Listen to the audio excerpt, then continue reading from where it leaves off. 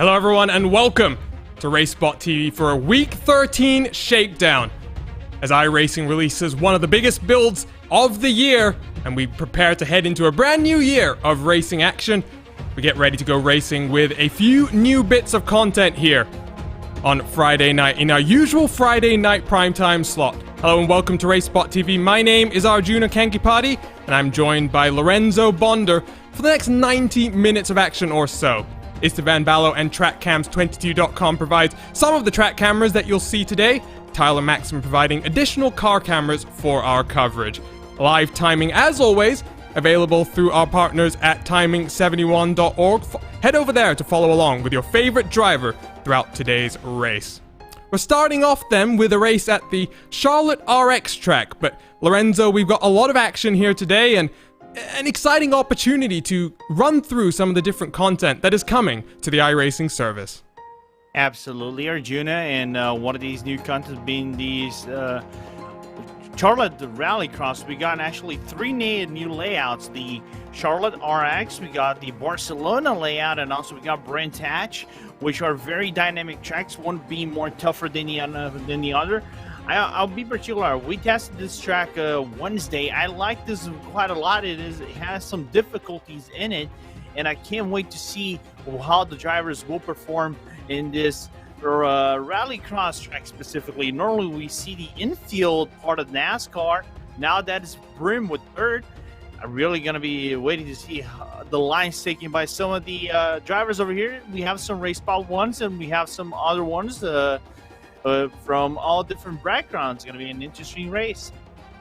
Yeah, RaceSpot, well, one of the two bosses at RaceSpot, Hugo Luis, a former World Championship winner, making a return to some competition. He'll be joined by Connery Maddock as well, one of our RaceSpot commentators. We've got 3 races, like we mentioned, and iRacing credits on offer in every single one of them. Let's run you through the 3 races that we're going to have then, and like we said, we're going to kick it off here at the Charlotte RX track.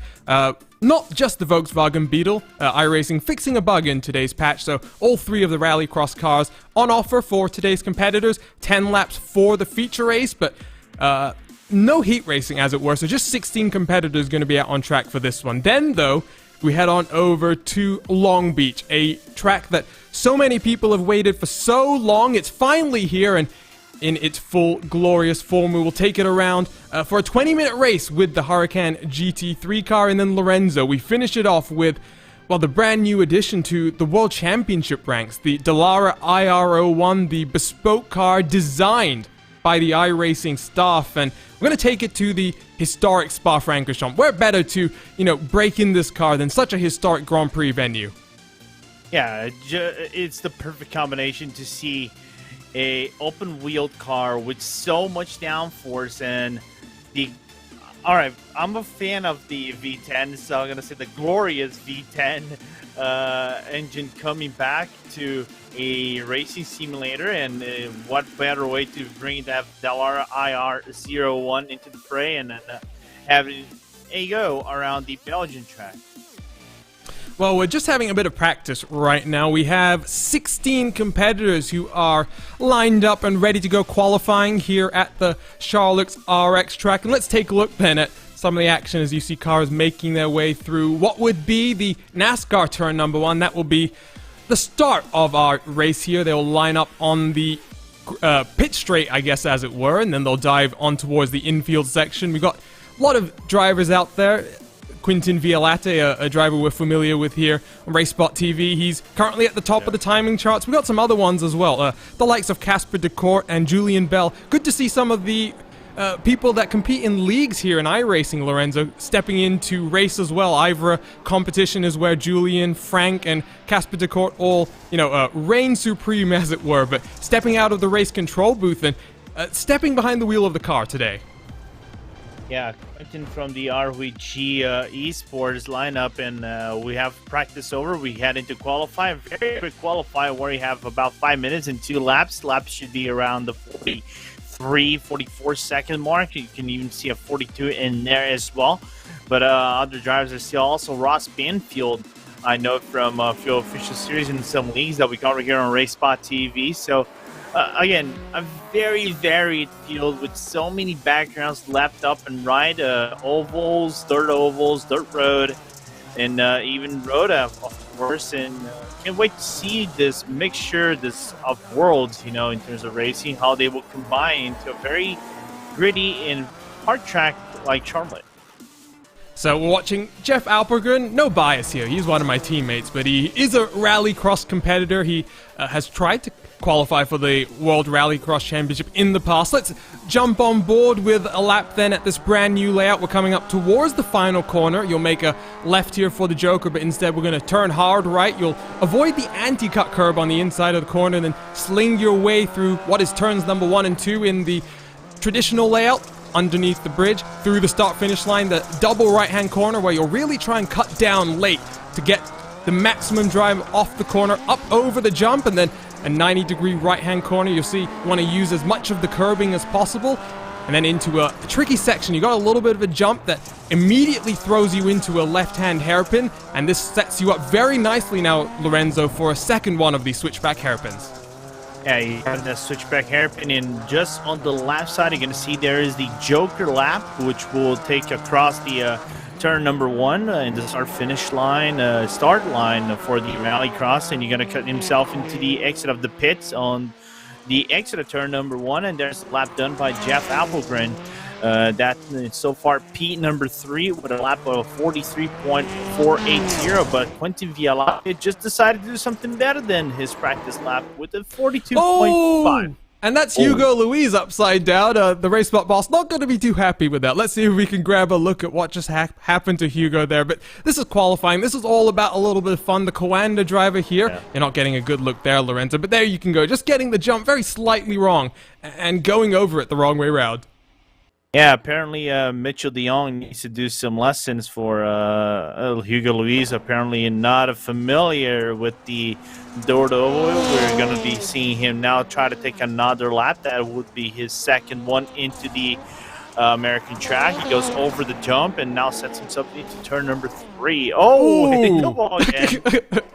Hugo is having a few issues out there. He's just managed to get a new monitor set up. That's why he's out there on track. Let's check in with another Hugo. There's Hugo Giroux, who is racing with a Playboy theme livery here, but does compete for the Fiercely Forward team. You'll see in competition in Ivor action this weekend, both the Ivor Club Sport and Endurance Series, Saturday and Sunday. It's a relatively quiet weekend for RaceSpotTV by our 2020 standards, Lorenzo, because, well, we're coming to the end of the year, and it's fair to say it's been a pretty crazy year for us at RaceSpot overall, and finally just an opportunity for us to take a bit of a breather. Yeah, it's been a very quick year, not a quick year, but it has been a very crazy year, going left up and right up and down. I think we haven't stopped for a breath for the past 6-7 months, so it's good to have these fun events and just enjoying the kick back and have some fun. Yeah, and this is a good way for us to have some fun. Maybe it's something we'll do more regularly in the future. We got the idea because our friends over at Huge Ass Racing have been doing something similar over the... Shout out to David Haynes. Shout out to David Haynes. And I was just about to shout out the event that they're going to be putting on later today. I believe it's 9 p.m. Eastern, so in about 8 hours... 7, okay, so then it's in just under 3 hours' time. You can tune in for the Huge Ass Grand Prix of Long Beach, the LMP2 car, and the Huracan GT3. And I think it's a 90-minute race, Lorenzo, and that should be a very interesting one to see. Yeah, it's going to be a very interesting one to see. We got lots of top teams, if I recall correctly, from Vanderbilt, one of them being Vanderbilt, if I recall correctly. We even got Scott McLaughlin into that race, being a part of it. Got Emily Jones as well, e-supercar driver as well, and Twitch streaming. So other Twitch streamers making presence as well. It's going to be a very interesting race, and kind of emulates what IMSA does at the California track, which I still haven't got my chance to actually lap that track. To be very, to be frank with you, Arjuna, that makes me kind of sad. That makes me kind of sad for you, Lorenzo, especially since you haven't gotten to try in the combo that we're going to get to see in just a few moments' time. But qualifying is done then. Let's go ahead and take a look at the starting grid for the race. Cars are going to get lined up on, like I said, the main straightaway just before the start-finish line, but they'll be diving down in towards NASCAR's turn 1 and 2 on the road course. Quentin Vialate then for R8G takes the pole position by just under 0.2 of a second. Marcos Matamoros, who is a rallycross staple, jumps in, takes the outside of row number 2. Jeff Alpegren just under 1 second behind, with the Frenchman Nicolas Pigneur next to him. Ross Banfield's going to be in 5th with Hugo Giroux in 6th. RaceSpot's own Hugo Louise lines up in 7th with Casper Decourt in 8th. Julian Bell lines up in 9th. Mergim Aliou in 10th. Harry Grindle is going to line up in 11th with Frank Oosterhuis in 12th. Connery Maddock lines up then all the way back in 13th place. He'll be around Kenneth Bueno and Aaron Kennington. So we wait for the cars to form up then. You can get a good look at them there, Lorenzo. And like we say, diving down in towards the road course turns 1 and 2. It's a very tricky braking zone, and they only do it once in this race because obviously the track doesn't take part in any part of this, part of the racetrack, and it's always very interesting to see how this happens. But we're about to go racing. The grid hold much shorter than I expected, so the cars start to squat down, the lights illuminate, and we go racing then. Appelgren on the outside with a very good start. Violate is going to try and hold the inside, though. Matamoros is going to get squeezed in the middle. Appelgren and Matamoros make contact. Appelgren's going to make further contact. This is going to cause a chain reaction. Chaos then at the start of this race. Hugo Luis managed to squeeze down the inside. There's a car upside down, but you see there, Quintin Violate is managing to then get through here as we work across the jump for the first time, Lorenzo. Yeah, I'm just trying to take a quick look on who that driver was. It wasn't one of the Beatles, but I saw Matamoros and Casper the Core, even Connery at some point try to deviate himself from that traffic. But again, we kind of expected to have this hectic start. The cars aren't lined up at the very beginning. It makes for a very clustered start of a race. But let's see what the next 9 laps will hold for these drivers as they finish the first lap. Oh, Violate and Matamoros having a good battle out front. They've already broken away from the Frenchman in 3rd place by about 2 seconds. A bit of a scrap between Julian Bell and the Lego-colored Volkswagen Beetle. He's got Coander's Luis behind him. Bell gets a slightly sideways over the jump. He manages to just about hang on to that fantastic car control there. Luis does manage to get the place, but let's jump back out front, Lorenzo, because these two guys out front, they've got a lot of rallycross experience, and they're showing it off right now side by side, and Matamoros down the inside. Yeah, Matamoros out on the inside, and there he goes. The good clean finish clips a little bit of the anti-cut curb on the exit of the final turn for another lap. And Violate, I know Violate actually tried to go for at one point for the World Rally Championship here on iRacing, but didn't manage to get on one of the spots. But very fast driver again from RWG, and still within the toe of the driver from Iberia. And like you mentioned, Violate recently signed up with none other than Romain Grosjean and RWG Junior. He's part of the junior outfit as the increasingly young wave of drivers make their way into the iRacing service. Are either of these drivers going to go to the Joker this time around? Neither of them do commit. Violate getting a bit more happy over the curbs on the inside of the final corner. He's starting to lose out now. The gap between the top 2 drivers, Lorenzo, 1.2 seconds. Yeah, last lap done by Matamoros was actually the best lap of the race thus far with a 42.933, whereas Violate nearly a full second slower with the 43.776. So Violate doing his best to try to keep up, but that Subaru right ahead of him is proving to be very strong. And look how close they try to clip that wall on the second hairpin.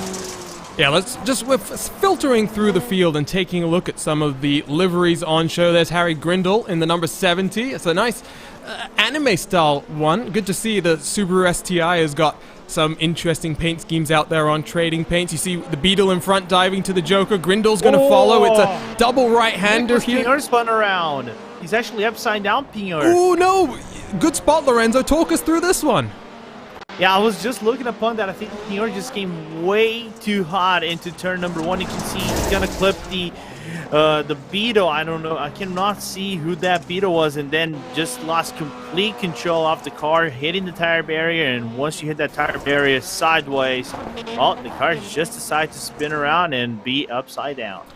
I believe that was Oosterhuis who was having some struggles in his own Beetle, so that's the 3rd place guy out. That's going to promote Hugo Luis up into a podium position, so the Brazilian making his return to competition, going to get a nice podium position if he can hold on to that spot. The gap out front, though, we should point out, Lorenzo, Matamoros has managed to pull up about 2.5 seconds now. That Subaru is known for being a bit stronger when the track is maybe a bit fresher, and I wonder if that's helping Matamoros here. No heat racing, so very little track action affecting the track.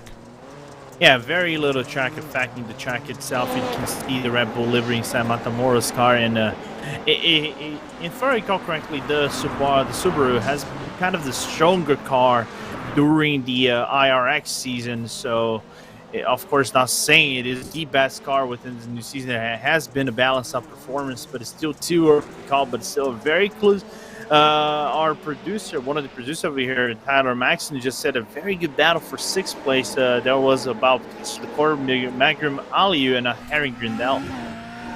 Yeah, and we ride on board with the number 10 Mergum Aliu right now. Throws it into turn number 1. You try and now square the car very slightly and cut it back for the second part of the apex and square it up, line it up straight for the jump. It'll be good to get this track, I think, into the World Championship schedule for the next season of the iRacing Rallycross World Championship. We've, of course, just wrapped up the most recent season where Johan Harth became a world champion for the very first time. The 2020 iRacing Rallycross Championship presented by Yokohama had a lot of action throughout the field. A little bit of a tussle, I think, between some of the drivers. We always like to see clean racing, but sometimes Rallycross cars and iRacing just have a little bit too little weight to allow car-to-car contact. But, I mean, 2 new Rallycross tracks, Lorenzo, and, you know, from personal experience of driving them, they are both, despite the fact that they are totally fictional layouts, very interesting tracks. As someone's having an issue there, that's Hugo Giroux in the Fiercely Forward car. We'll grab a replay here, but Lorenzo, even though these are fancy tracks, the iRacing staff has done a fantastic job to make tracks that are, you know, going to, I think, race very well at all levels of competition. Yeah, I really want to see how the drivers would tackle the Brands Hatch layout, as we're seeing Zuret just clipping the outside part of the jump on the left side and kind of staying grinding midway through the jump, and that's why he completely lost control on the way down. Now trying to chase Casper the Core, which actually jumped into the 4th place with about a minute. I'm not going to say minute lap, but there's just 1 lap to go, as they probably going to have to take the Joker lap. They haven't already, but it hasn't been a very good, closely contested battle. In the meanwhile, Matamoros just decides to rip himself away about 3 seconds away from the Ate.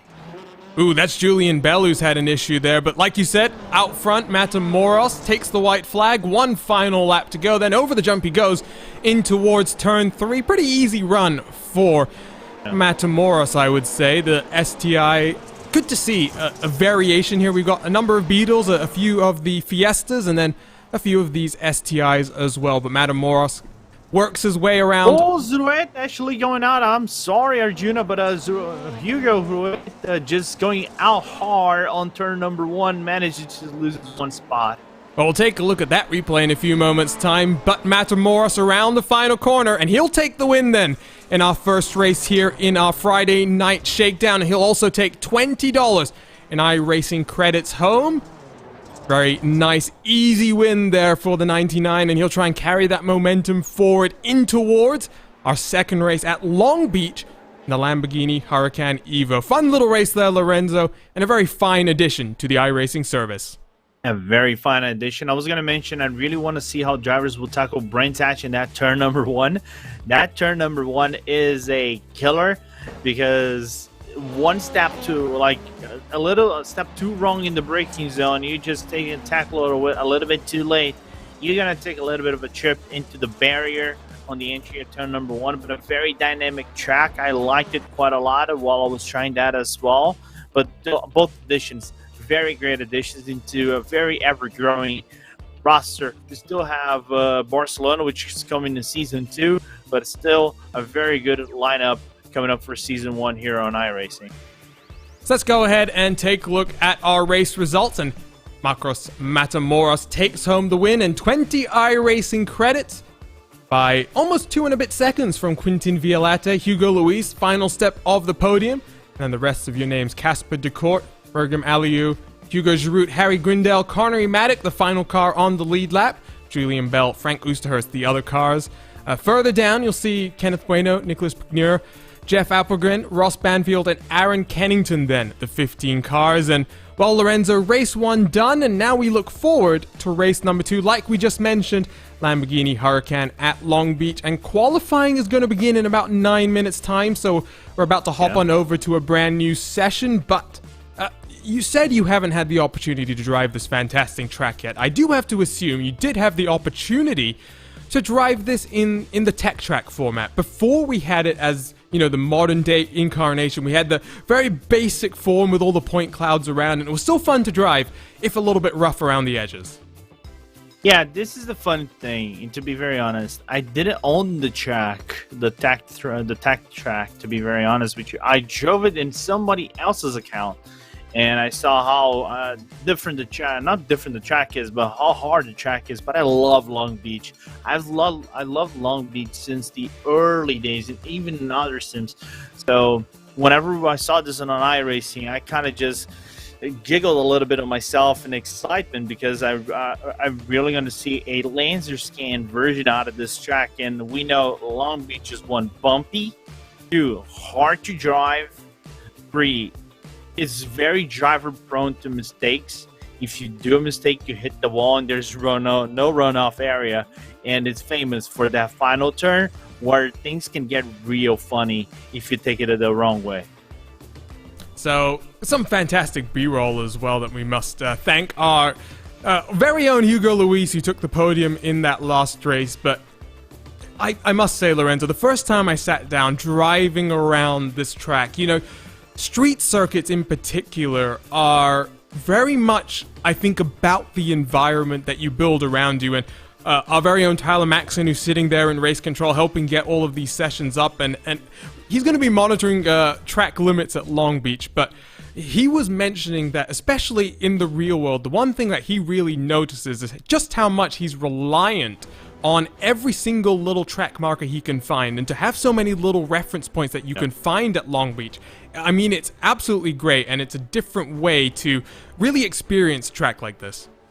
Yeah, it's a different beast because we are not used with the city tracks. We're normally used with the more purpose-built tracks, which have the brake markers and everything, so it's more complicated. For this one, you have basically nothing. We have to pay attention for mental memory, so that's why it's a big challenge. Very much so, and maybe Tyler can join us for a few moments' time. Cars out there practicing around the track right now. Lorenzo's going to step away for a few moments' time. Tyler, maybe you can join us, because I'm curious to talk a little bit about this track. We did a bit of driving in a few different cars. I had the opportunity to try this car in the Lamborghini Huracan. I also tried it in the updated Dallara IR18, which I must say is a joy to drive. It's got a lot more feeling on the road side of things. I'm hearing good things about the Oval as well, but it's good to have more updates to the iRacing service, and always the iRacing staff members push forward trying to increase and update the quality of the sim.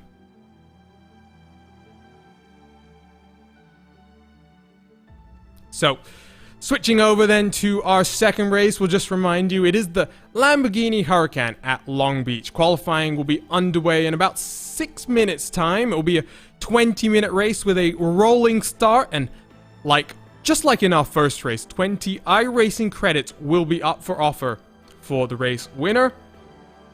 And then let's just take a look at what our final race of the evening will be. And that's going to be the brand new World Championship car, the Dallara IR01, at the historic Spa-Francorchamps circuit. Another 20-minute race. We'll get to that one after we're done with the Huracan at Long Beach. Tyler Maxon does join me now, and Tyler Maxon, not just a RaceSpot producer, a real-life driver. He'll be competing in the IMSA Michelin Pilot Challenge next year.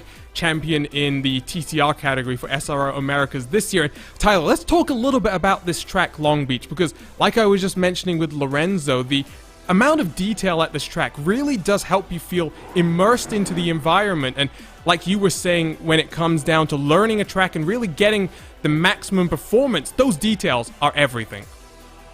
Yeah, they really are, Juno, just like you said. I mean, this is one of those tracks that for a real-life driver is just incredible to drive at, and in the sim it just makes it so, I feel like it makes it so much easier to pick your reference points because, like you said, it's so detailed. You have so many things to pick up on, and this has become quickly one of my favorite tracks to drive on the simulator. I've gone hot lapping here the last couple of nights for almost 2 hours since this track's been released on Wednesday. This is just a blast to drive. Well, we were talking a little bit about your plans for next year, and one thing that you did mention was you've got confirmed races in the IMSA Michelin Pilot Challenge, and they obviously don't necessarily race here at Long Beach, I don't think, but you're very much looking for any opportunity you can find to jump into a real car and get a few laps around this track. Yeah, for sure. I mean, this is one of those places that's like, you got to tick it off your bucket list at some point. This is, for me as a driver, this has always been a track that I've wanted to race at in any sort of capacity. So, like you said, whenever we were talking the other night, you know, this is definitely a track that I want to tick off the bucket list at some point. And Lorenzo's also back here right now. Lorenzo, I mean, have you... Okay, we have a lot of things to talk about, and one thing that we are trying to celebrate here today is what a build this is. There's so many different things that iRacing has managed to pull together at the end of the year. A great way to celebrate what a year 2020 has been for sim racing. And, you know, I'm going to specifically talk about the Indy car because I have a slight vested interest there, but that's one car where there's progress that I can feel being made. The tires are getting better, the damage model is getting better, and there's nothing but positivity, I think, from a lot of people about this build. So it's great to really celebrate, I think, right now, the iRacing staff and all the work they put in this year. Yeah, absolutely. And touching on the Indy car, on the Dallara IR18, IR01. I'm gonna get that confused someday, believe it or not. But the IndyCar is a very interesting thing because it has been a very big progression. And one of the guys that have been on the forefront and was saying a lot of good things about that car was Tony Kanaan. He was actually testing those cars partially, doing some stuff in the Dallara cars, and he was saying the improvements coming into the car were great. And coming the new tire model, the aerodynamic, the shifts into the aerodynamics, some improvements made into the car itself.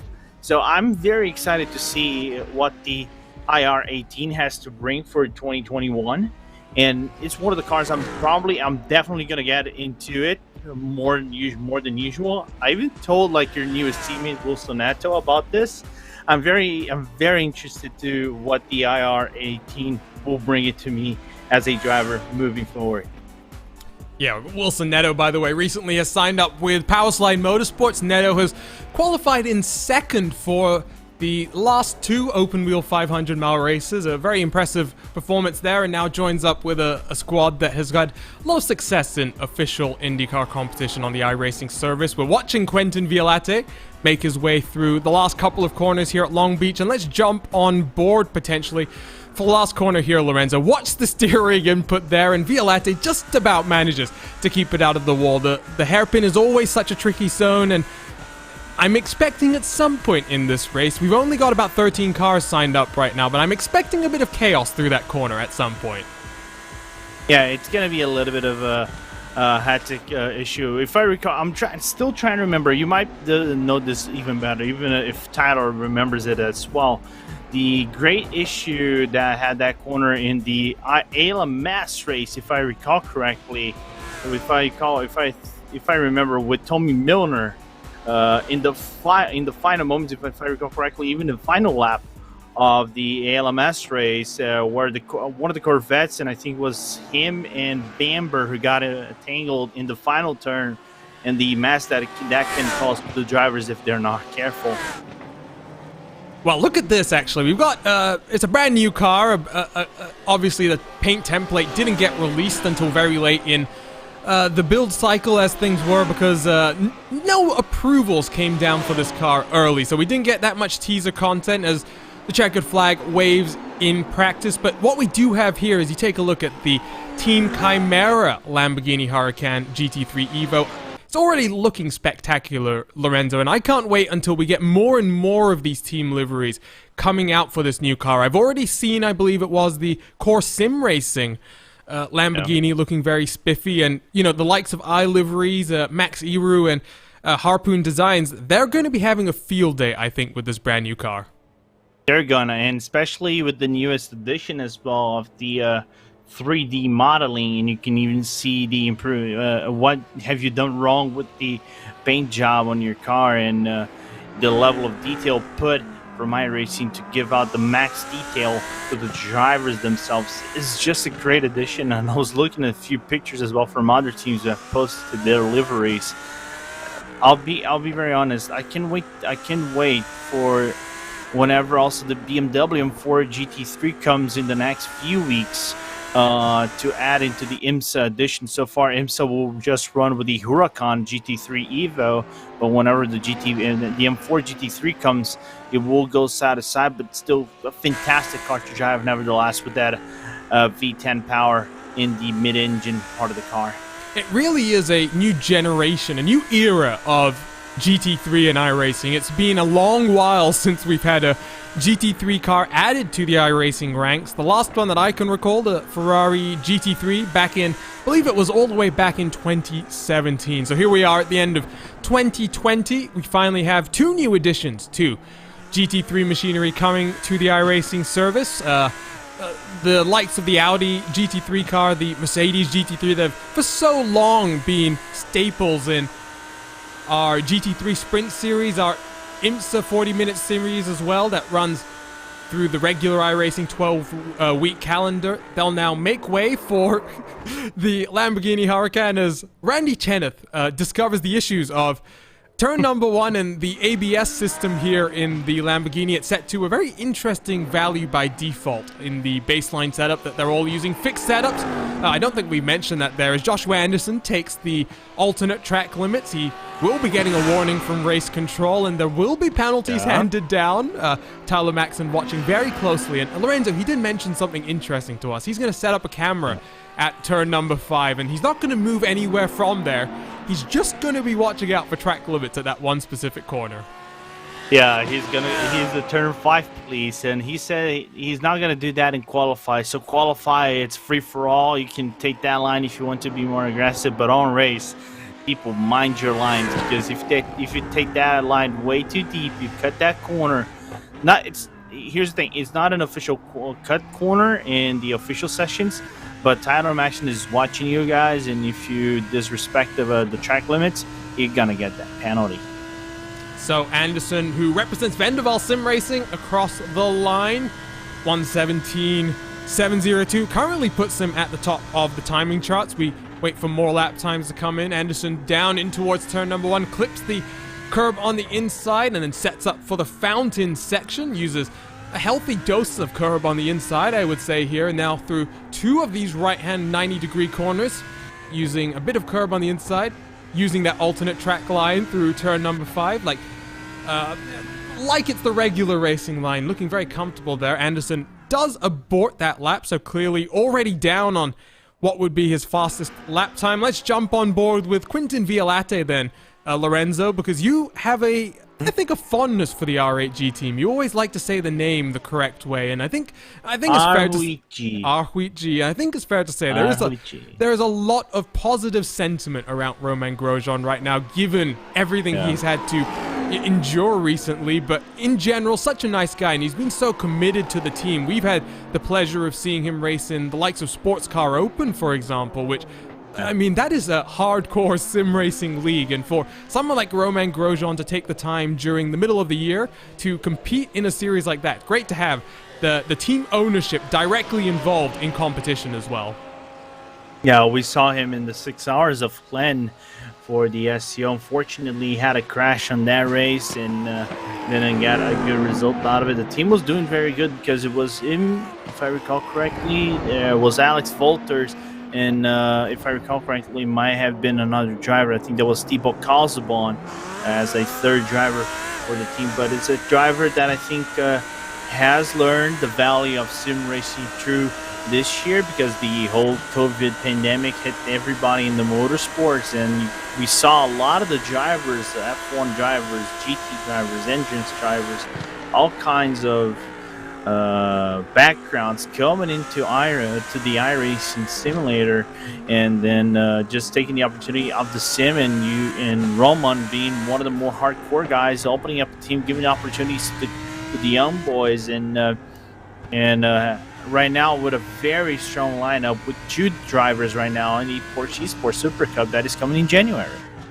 Yeah, we are right on the cusp of another World Championship season. It's silly season, as it were. We're not going to dive into the rumors. We don't want to get in trouble because changes incoming as Hugo Luis gets it wrong. Oh, no. And there's only 3 drivers who have ever won a iRacing World Championship Grand Prix Series title. I think I got that right that time around, but one of them, Hugo Luis, the other 2, Martin Kroenke and Gregor Hutu. So, I mean, Luis, a man in high esteem, as it were. Violate, by the way, just went pole position, 1:17.590, about 1/10 of a second faster than Joshua Anderson, who is still out there on track, but I think has used all of his qualifying laps.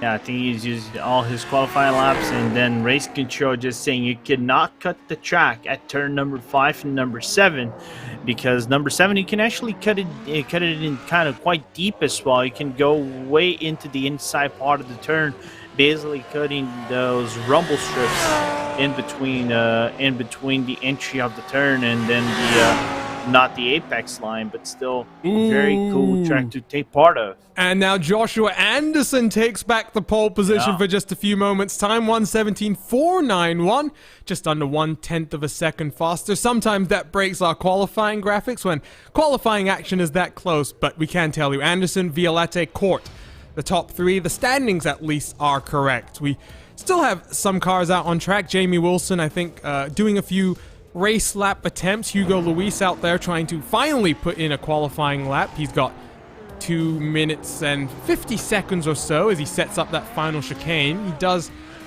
I'm just checking right now. He's already used up one of his qualifying lap attempts here. The drivers only get 2 laps, no, correction, 3 laps in this session, so Luis is going to have a few additional opportunities, and just one more, actually. Oh, okay, so one more opportunity then. You can see, even though there's no Coanda official livery for this car just yet, the Brazilian has already got the appropriate colors and logos on there. Those RaceSpot logos, of course, giving you an additional 5 horsepower down the straight. Luis also taking the alternate track limits there. His competitive nature, Lorenzo, I'm sure, not being borne out at all. No, not being born at all. We were doing some testing in some fun races, and I know Hugo has been. This is a fun fact. I don't know if you know this, Arjuna. Hugo has been driving daily. He's been putting that work lately. Seriously? So he has, in secret, with some other people that I know of, internal information, and from what I've been told, the man has been putting the work on those people with a G27 and a 144 hertz monitor. I was joking over here. No, Hugo did. He just hit the wall, so that's his lap time going to be invalidated. Luis is going to be starting from the back of your field. The only other driver, by the way, to have not set a qualifying lap time right now is James Armstrong, who you can see there in the number 14, comes across the line. Not sure, Lorenzo, if he's got a few opportunities. He's got 2 more opportunities to set flying laps, but that's going to be one dusted, and he's not going to have enough time to head back out there, so there we go. Probably the starting order confirmed on the left-hand side of the screen. And Connery celebrating is not last. Oh, man. Connery Manica, one of our veteran esports commentators. That's what I call him on our Talking Tents podcast, which you can catch every 2 Wednesdays. We're taking a bit of a hiatus now. We'll have one more episode before the end of the year. Armstrong's going to head back out on track, but just 36 seconds remaining. Lorenzo, let's talk a bit about World Championship Series for just a second, because we talked about the Porsche Esports Super Cup coming back, and we're less than a month away now, and it's a lot of excitement on my end. It's a lot of excitement on my end as well. From what I heard from lots of drivers, the Porsche has been now easier to drive. It is more natural to drive with the tire being massively improved.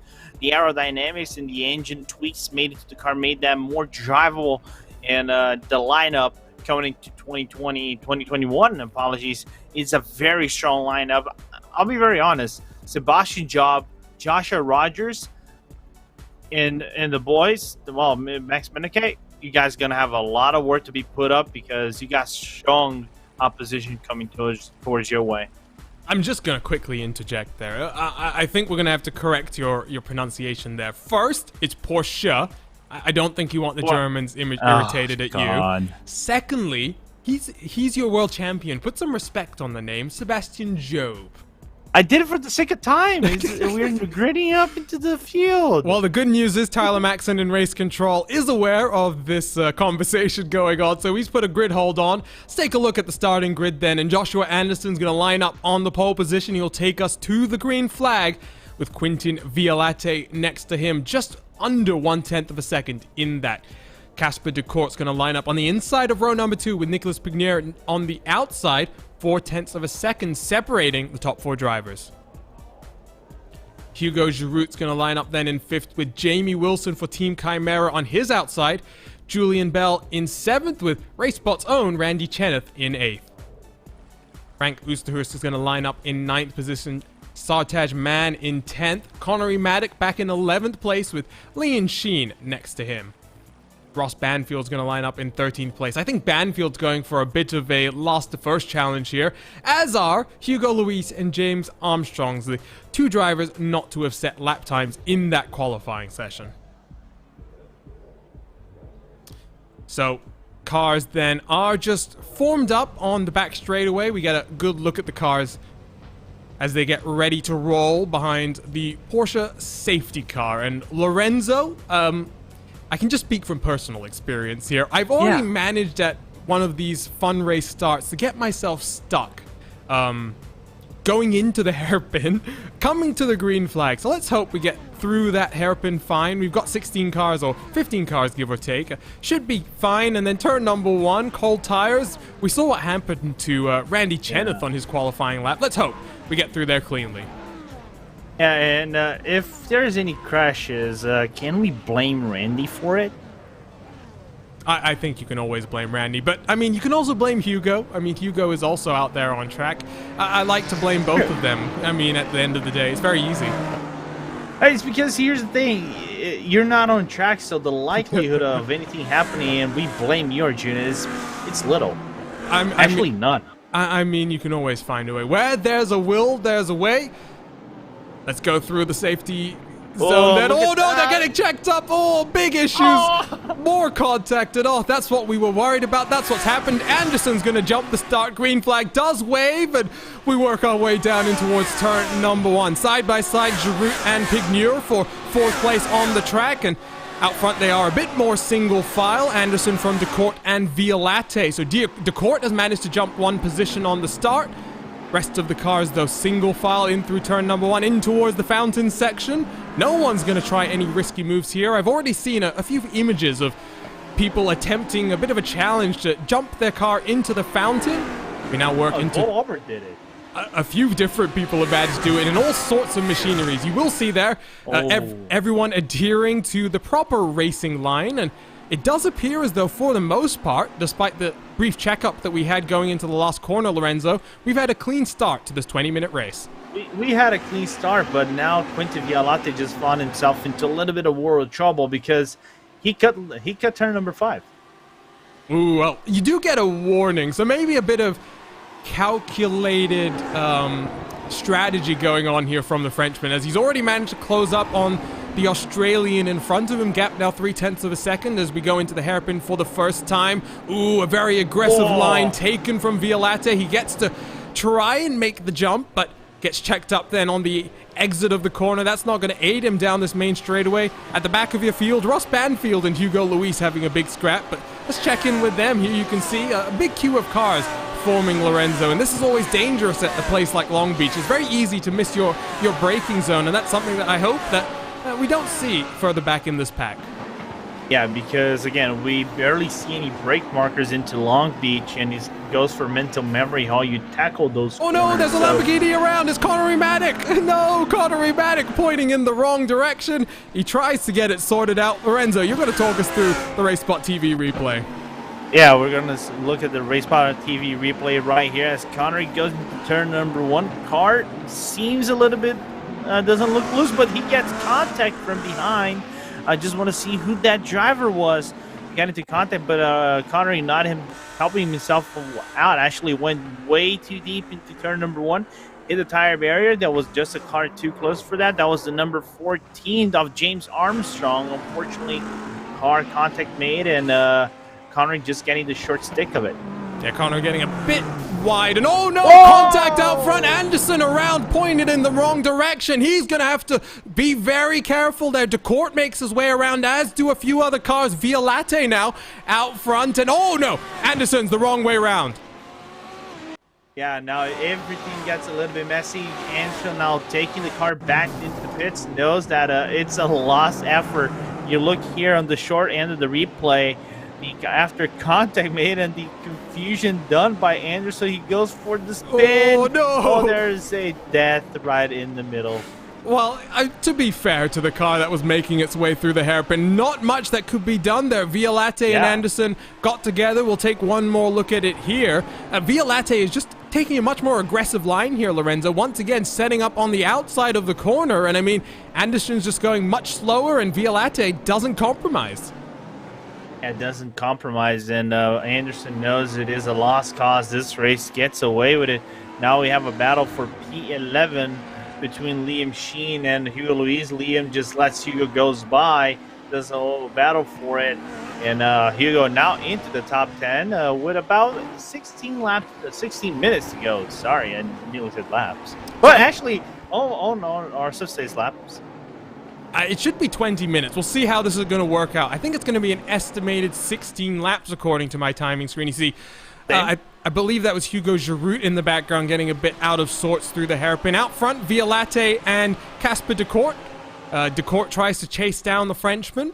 DeCourt, part of the Ivor Race Control team, and like we've mentioned, a busy weekend for them. They've got a doubleheader, Ivor Club Sport and Endurance series in competition this weekend. DeCourt has been a semi-regular competitor on Friday Night Primetime over the last season in the IMSA Sports Car Championship. And Lorenzo, let's very quickly talk about Friday Night Primetime. We're here in our usual Friday slot, and we're excited to finally be able to announce. I mean, it's what everyone expected, but next season for the iRacing service, Friday Night Primetime will be highlighting the Dallara IR01 in its championship series, and you can tune in next week for race number 1, and that's going to be at Suzuka in what is it's a spectacular combo. I've done a few laps there myself, and I love that combo of cars. Yeah, it's a very good combo that we're going to be racing on that Japanese track, which is an absolute tire killer. So tire management will be vital. I'm really going to be interested to look the different strategies given by the drivers. No, that's a big one. I think we just had another one at the Long Beach circuit. That is a Lamborghini with big issues. Nicolas Pigneur is... Oh, you saw the damage to the car at the end there, Lorenzo. He couldn't drive in a straight line. We'll take a look at the replay. I wonder if contact with Giroux coming from behind. Looks like there is unfortunate comment that isn't Giroux. That is actually Jamie Wilson, who just clips the rear left out of Pigneur's car. But to be fair, nothing on Jamie Wilson that he could do. It was just basically sit there mid-apex. No, you're right. Pigneur loses it all on his lonesome, and well, that slight contact to the rear of that car has done a number to it. That is a car that is a total write-off, in my opinion. A lot of work needed to get that back into racing condition, but back to live pictures, just under 14 minutes to work. DeCourt just under 0.7 of a second behind. We are getting word from race control. We have had one car that has had a penalty. Not a penalty, rather. Liam Sheen has had a slowdown through turn number 5, so he's had some issues, but Quintin Violate is pushing the track limits in turn number 5, and Casper DeCourt is right on his bumper right now, putting a lot of pressure on him. Yeah, you can see Casper just going left and right. The gap is about 0.6 of a second between DeCourt and Violate. And around, not far behind is Zuret with about 2.3 seconds. So any mistake made by any of the drivers, Hugo could come in and have a three-way scrap for P1. And apparently Violate just clipped the wall at the entry of turn number 3. And he might have just clipped the wall on the outside there on the entry to turn number 4. Violate under pressure. The Frenchman has 7,200 I rating. He was leading the Porsche iRacing Cup standings for much of the past season before all of the qualifying drama for the Porsche Esports Super Cup brought on a new wave of competition. He's now feeling the pressure, though, from DeCourt behind, as Julian Bell has had an issue, so part of the race control team that will be working with DeCourt. this coming weekend. There is Julian Bell, who's just getting back up to speed. We'll take a look at the replay here, Lorenzo, because manages to get it, I think, spun on his own, and I think he's going to be lucky to still be going here. Yeah, luckily for him, there is just another cars outside on the exit. There was the 2 cars and the just right making first contact, and then on the very exit into the turn on the outside, there is Hugo Luis and Frank Osterhuis having a battle as they go into the fountain hairpin. All 3 cars standing nearly side by side into the entry, just catching the draft for one another. Really good battle for P6 over here. And let us just say, Randy Cheneth at P number 5. Randy Cheneth up to P number 5, behind his teammate Jamie Wilson as well. So good showing for the Chimera guys. Like we said, that Huracan already looking very sharp. Wilson, I believe the painter for Team Chimera, doing a very quick work of that car as Luis applies the pressure. Oh no, he makes contact with the rear of Oosterhuis. He's gonna be respectful though and hold up the pack as it were. Julian Bell maybe not too keen there. He might have been able to get 2 in 1, but that's what we like to see. This is a fun race, Lorenzo, and Luis, no intention there to turn the car in front, and indeed, he just gives the position back and decides to let that fight continue. Yeah, let that fight continue. He wants to make that move nice and clean. We know Hugo isn't let's just say, Hugo is an aggressive driver, but he's mindful of what is happening, and we probably have an issue with Connery again. Yeah, I don't think Connery Maddox's going to be too happy with me showing this. He goes just a little bit deep under braking in towards turn number 1. Good to see, by the way, a number of our RaceSpot colleagues out there on track. Lorenzo was planning to be part of the festivities. I called him up into the commentary booth instead.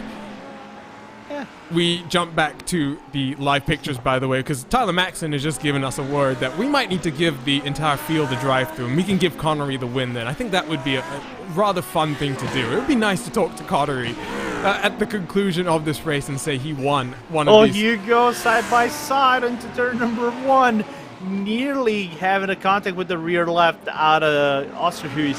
But now the field is all clenched up because now Ross Bienfield has joined the fray. It is, instead of a 3-way scrap, it is a 4-way scrap. Now really good battle so far. Hugo just ran out of room in turn number 1.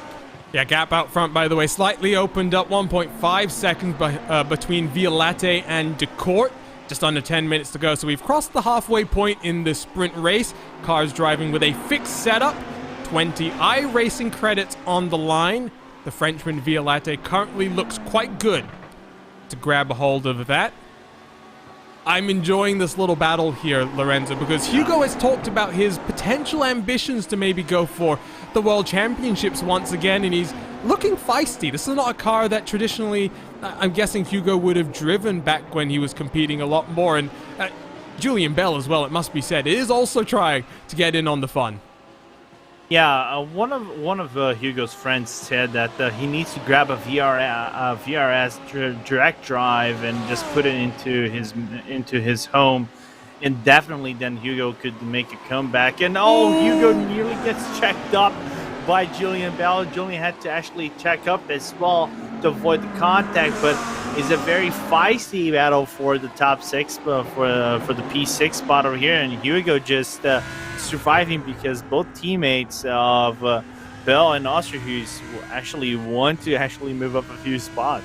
Yeah, we jump on board with Bell, and we didn't mention it before, but it's great to see that onboard camera. You see very prominently in the middle of the windshield, provides a bit more flexibility for the driver, but Bell going very gingerly, trying to just get on the rear. Luis a bit wide on the entry, but all because of the car in front that is checking them up at this moment in time. This is a great little battle. Out front, by the way, gap holding fairly steady. DeCourt has brought down that gap by just a few tenths of a second. Now 1 and 1.4 on my timing screen. Come through the final corner. Bell gets right underneath the rear wing, tries to shortcut that corner a little bit more, gets the power down in more straight line, unable to make it work, and I think right now, Hugo a bit stuck here, I think it's fair to say, Lorenzo. Yeah.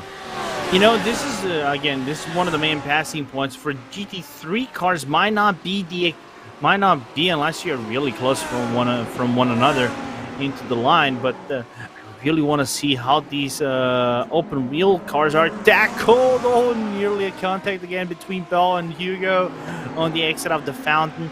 And I really want to see how Indy cars in the IR01 will tackle this car, because they have so much downforce, and the Indy car have to push the pass. I really want to see how the overtakes will be negotiated into turn number 1. Well, the good thing about the brand new IndyCar is the addition of tire compounds, which made their debut on the iRacing service last season with the McLaren F1 car. Julian Bell into the wall. Julian Bell has just made this a two-way scrap for 6th, and we'll get the replay in just a few moments' time. He's about to get, I think that's passed by Liam Sheen, who makes his way around. We'll hope that Julian doesn't have too much damage there, Lorenzo, but let's take a look at this replay.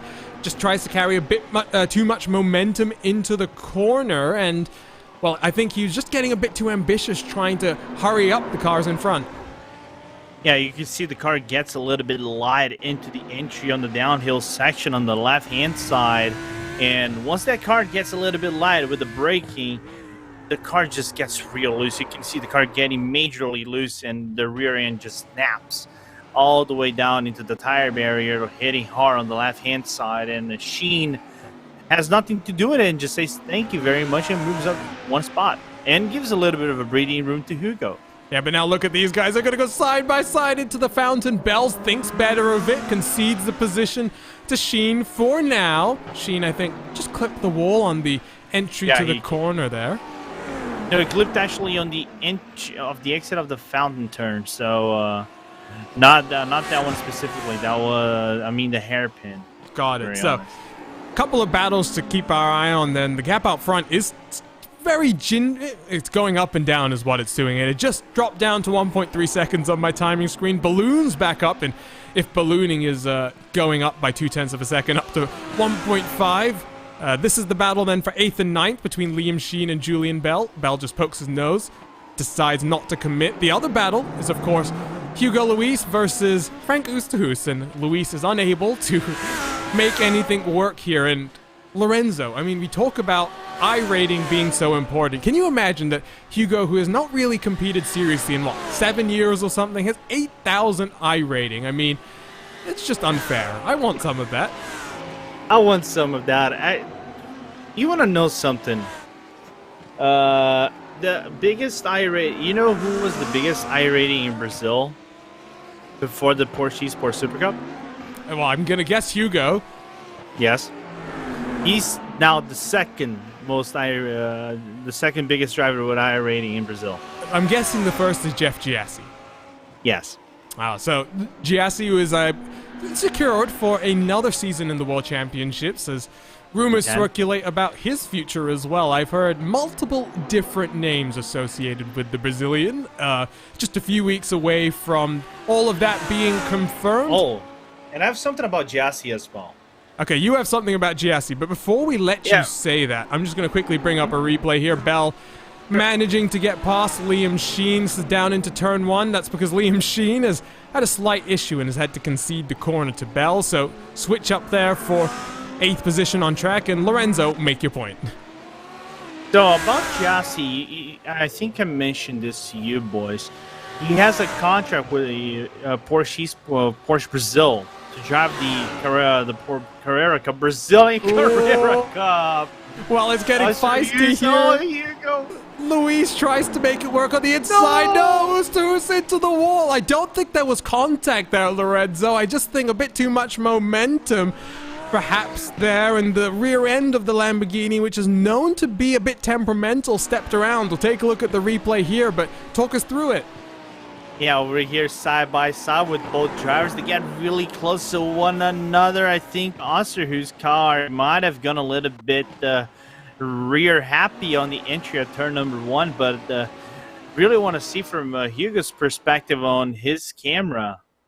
Well, we don't like to use the net code. The net code word. Yeah, we don't. I wanted to avoid it. I wanted to avoid it, but I mean, this is a fun race. We can use whatever words we like. So I'm gonna say it.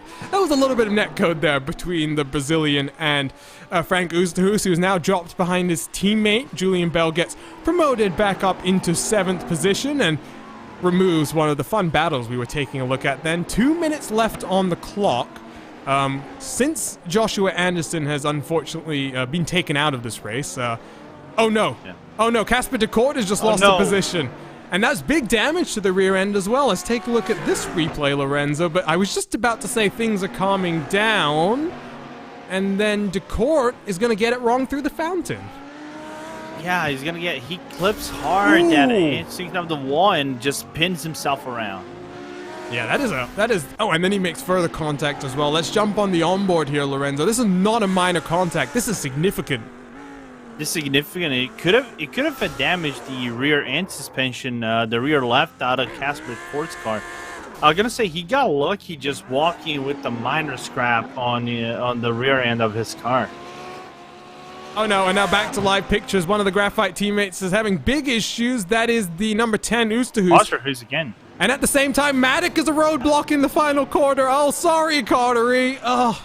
That's unfortunate. We are going to take a look at this replay. Coming through the final corners, you see the lap traffic, or rather, the traffic that is lapping Matic is going to make its way. Oh, is there going to be contact? There is contact. Oh, no.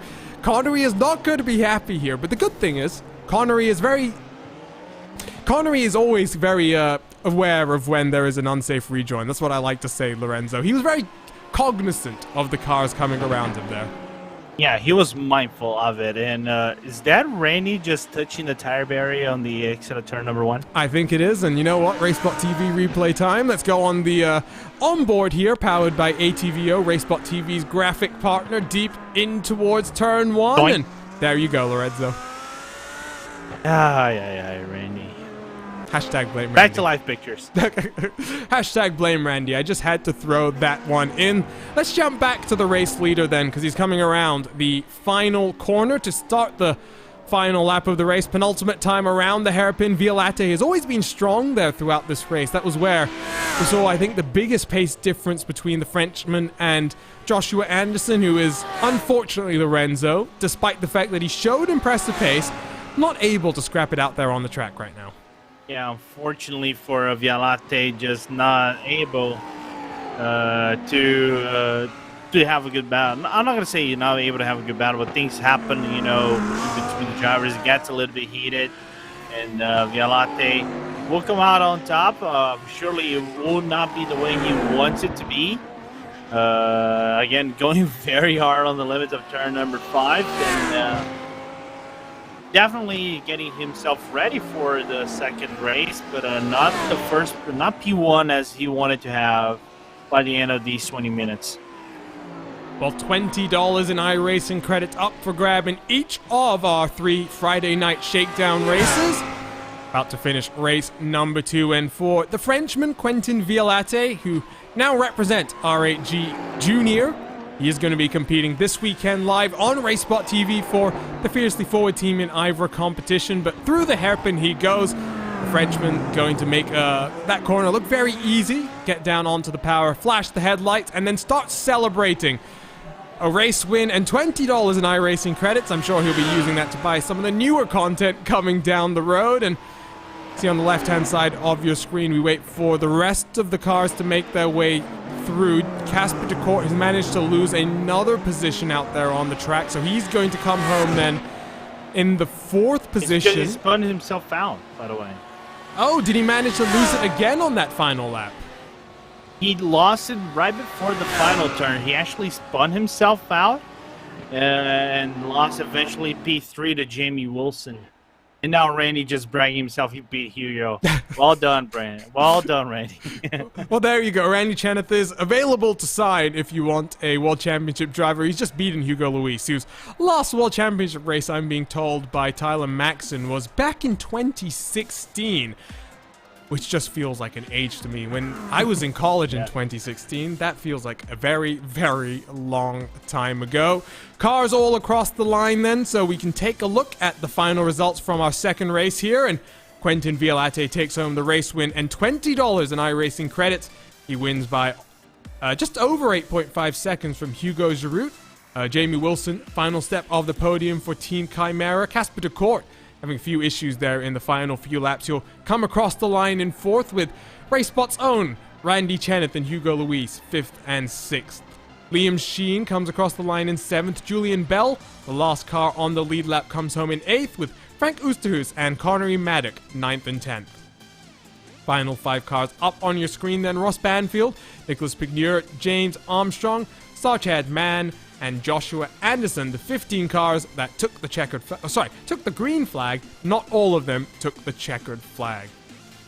So one more race then here to go, Lorenzo, and we get ready to head it on over to the historic Spa-Francorchamps. What can you say about this circuit other than historic Grand Prix venue?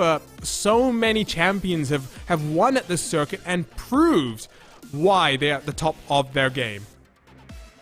So 7-kilometer circuit, very high speed turns. The famous All Rouge Radillon complex, which is always tricky to the drivers to get that right. If you get it right, you can save a whole lot of time. The draft to get under that car, especially the drag when you come from turn to turn, is just massive, really massive. And you can just go from the very beginning of the Camel Straight all the way down. You can close us so much gap, but again, it's not an easy track to be tackled with open wheel cars. You need a good setup. And you need a whole lot of confidence to tackle that down, especially if you try to go side by side on the All Rouge Radillon complex. You can do that, but you have to pray to the sim racing gods that nothing happened to you. You don't get sent into outer space. Oh, I pray to the sim racing gods every single day. I just hope that one day I can be as fast as Hugo Luis. We were doing a bit of practice in this exact car combo a few days ago, and just out of nowhere, the slaps come in from the big boss himself, 1.5 seconds faster. I'd like to think of myself as a fairly respectable driver when it comes to it. Hugo shattering my self-confidence in just a 1 minute 40-something second lap. This Dallara IR01 car, Lorenzo, is absolutely incredible. It is so fast, so brutal, and we are just scratching the surface of this car. It is obviously designed by iRacing and Dallara in conjunction, and this is going to open the door for, I think, the iRacing staff to really tailor the type of racing they want by designing the type of car they want, right? So this is going to be, I think, the start of something very new in World Championship competitions. Yeah, I think it will be a car that will have a lot of iterations, to be very honest. Of course, they cannot reach the IR18 because the IR18 kind of has a name already. The Dallara IR18, which is for the Indy car. But still, coming back into the more serious stuff, it is a very fast car. I was amazed by how fast it is. I kind of undervalued this car coming in. But the car is so much fast, has so much grip. I mean, it has so much grip. It's not even funny. I was testing this in Suzuka. Even the slightest amount of input I was putting on the car, it just went. It's just gone. It has so much grip. It's not even funny. About the Jeff Giassi story, I'll hold that in a little bit because it's a very cool story, by the way, about his Brazilian Porsche Cup endeavors. Actually, you know what? Let's talk about that right now. The car is out there in practice around the historic Spa-Francorchamps circuit. Let's talk about it, Lorenzo, because, I mean, I was watching on from afar. Giassi out there in the real world, proving to everybody why sim racing, I think, is going to be such a valuable tool in the next 5 to 10 years as we develop the next generation of real racing drivers. Giassi took the pole position, as you're about to tell us, I think. Yes. Out there in the real world, and it's not just him. It's an increasing number of drivers. You've got Lauren Heinrich, who is competing in that very same Porsche Cup car out in Europe. Rudy Van Buren, who's not competing, who hasn't competed too much in iRacing, but has the world's fastest gamer in its first year. He's been competing recently in Porsche Cup cars in the real world as well. It's great to see so many of our sim racers stepping into the proving ground that is that car, because that's what it is. It is the car that is delivered to us top-level top-level drivers across of all of our motorsports disciplines, and Giassi went out there and really showed everyone just what a strong driver he is. Yeah, 23 years old, and this is a very cool thing, by the way. It's Interlagos, the biggest race of the season. You have guys like Felipe Massa, Di Grassi, Nelson Piquet Jr., and so many other qualified drivers from Brazil that drove in not ILMS, but ELMS drove in sorry, in WEC and so many other big venues that go into these races and have a little bit of fun and try to be competitive, want to win the award, the 500 kilometers of Interlagos award. And Jeff was one of these guys that was practicing and doing hot laps every single year at the driving school for Porsche. And in this particular weekend, he didn't drive any laps at all with new tires. He just had used tires. He either used or partially worn out and things like that. So the first attempt that he had with new tires was on qualifying. And I know a few engineers from Porsche Cup that are my teammates in the virtual world and things like that said, this kid, if he wants to compete full time, he could put a beating on everybody within his category, and he wasn't joking, because his pace was just so good, up to the point of being nearly 3/10 faster. If I recall correctly, it was Raul Boezel's son that was driving the second place car. Was a very experienced driver. I think had F1 experience, but I have to recall correctly who was it.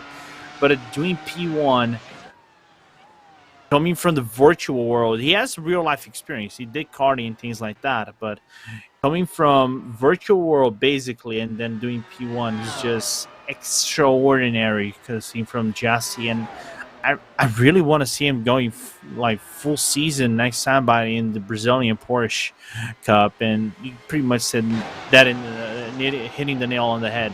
We have so many drivers who are coming from the virtual. You said Van Buren, there's Steen Heinemann, there's Lauren Heinrich, and it's just a opening yet. Of course, 2020 was a very difficult year, but I cannot see 2021 being more open for these kind of drivers. I think so. You know, it's not just them. There's so many names that are trying to make that transition. There was, I'm forgetting the name of the series, but last year there was a Audi GT3 Fixed Series, and the Audi R8 car that promised a test drive in GT4 machinery. That was a German local competition. Sebastian Job has been a Formula 4 competitor. James Baldwin, who won the world's fastest gamer and is now just finished up his first season in British GT, driving for Team Rocket and Jenson Button. What a way to make your debut in the racing world as it is, competing for a name like that. We jump on board, by the way, with Sergio Ignacio. We've got a rather strong lineup here in terms of a few fun names who I think have experience in strong competition. We get our brand new camera pack as well, provided to us by our very own Tyler Maxim. We get some, ooh, I love this camera angle. Look at this one, and look at this shot of the car as it works down into this double right-hander, Lorenzo, because this is one of the toughest corners I found. Just trying to keep the car from locking up, trying to keep the car stuck on the inside of the corner, and then getting the power down and getting it through no-name corner. Yeah, as he goes nearly full usage of the Kirby on the outside, and then he goes into Pujon. He has about 20 seconds still to finish his lap with the Manuel Torres actually having the best lap so far. Ignacio just not far behind, but it proves how effective this car can be with the right hand of it. Of course, you guys can correct me, is this a fixed setup race? It should be a fixed setup race. If it's not a fixed setup race, I wonder who has got the setup hacks. I would have to assume Hugo Luis and Coanda have. All right, Tyler said it is. Okay, so we got confirmation from Race Control. It is a fixed setup race, and like was the case in our first two races, just a reminder: $20 in iRacing credits up for grabs for our winners. Marcos Matamoros took the win in race number 1. Charlotte RX layout. Race number 2, Lamborghini Huracan around the wonderful brand new Long Beach circuit. Quinton Violate taking home the win here. 10 minutes of qualifying action. Cars out on track by themselves. They've got a low downforce setup. And they get 3 laps out there to set their fastest lap times. And we saw this in qualifying, Lorenzo. We're looking at lap times around 1 minute 45. Now, we should put that into context. That is quick. That is properly quick. That is modern levels of F1 quick. Yeah, that is modern levels of F1 quick. Let me look. How fast was the qualifying lap in Spa this year? F1 Spa. I'm gonna do the research. I'm actually curious about this, to be very honest Well, with you. it's going to be a race. Who's going to win here? 124. Okay. No, never mind. I was wrong. Modern circuit with the new pit lane. Here we go. Race lap record. Let's do the race lap record. It's more of a fair test to what we saw in practice there. More of a fair comparison. 146.286 from Valtteri Bottas in his Mercedes in 2018. So let's put that into context then. In practice just a few moments ago, yes, the track conditions are fairly cold, but we were doing what? 144s off the bat. Yeah. And now we're looking at qualifying. I'm just taking a look. It looks like everyone's on the hard tire, so they don't have the ability to switch to the soft compounds. There is even more lap time on the table in this car right now. Yeah, from what I saw with open setups, I saw drivers with the soft rubber doing 141s. The pole position was done by Lewis Hamilton was a 141.252. Fastest lap of the race was Daniel Ricciardo with a 147. Did you just say 141? 141. Believe it or not, with open setup, you actually can do 141 in this car. It's just... I'm with you, man. I'm 141? I'm bamboozled as you are. I wonder, the thing that stood out to me as well was a 6-second delta between qualifying and race. I mean... Yeah. Wow, okay, but nevertheless, 141. So let's see what we can do here. Reminder, it is fixed setup, so they're all on full fuel, Lorenzo, and one thing that has been noted is the performance of this car continues to pick up as you burn off fuel. There is a lot of there's a lot of fuel that this car carries around. Yeah, and it burns fuel. Like, it burns. This V10 drinks. We Brazilians, we have like a joke with the V8s. Like, we have like a gallon. Whenever you turn the engine, it's gallon. Every time you just keep the engine running. So it is something like this with the V10 out of these IR01 cars. You just go in a straight, you lose about 2 liters just in straight. It's crazy. It's crazy. This car is really the zenith of performance in so many ways, and there are talks. I'm unsure to the seriousness of these talks, but there are rumors circulating that they want to try and build at least one of these cars, but I think the limiting factor becomes the lack of an aero screen in Halo, especially in the aftermath of that huge incident with Romain Grosjean at Bahrain. I think it becomes very difficult to stomach the possibility of that actually happening, as we ride on board with Ignacio, who locks up into last source. He has just taken provisional pole position by 0.2 of a second as the lap times start to come in. But just finishing up that thought, Lorenzo, I am very interested in the possibility of what they can do with this car. I'm still not sold on seeing it in the real world, given some of the... It's an oddly shaped car. I mean, in my opinion, it would need an aero screen to be allowed out onto a track. It's ridiculously performant, so the cost is probably it's not going to be costly in the traditional way to develop the car, but it's not going to be a cheap car to run by any stretch of the imagination as well. So, I'm just not so sure about that. It's one of those things. All right, here we go. First and foremost, I think the driver position where you're driving is a little bit lower than the actual F1 car. This is slightly lower, so it doesn't make a whole lot of difference. It is minimal difference, so it isn't much of a big difference. Also, the aero screen is kind of modeled based upon the IR18 screen, so it is supposed to give you good wind protection and small debris protection. And if you try to add the halo part into it, I think wouldn't make much of a difference in terms of aerodynamics, to be very honest with you. And you can see the amount of work done by Hugo Luis on the exit of Cour Pro Frere. It is just mind-boggling. I could see this car going to the real world, but I think the cost for making a car like this probably would average, I would say, about $5 million, I think.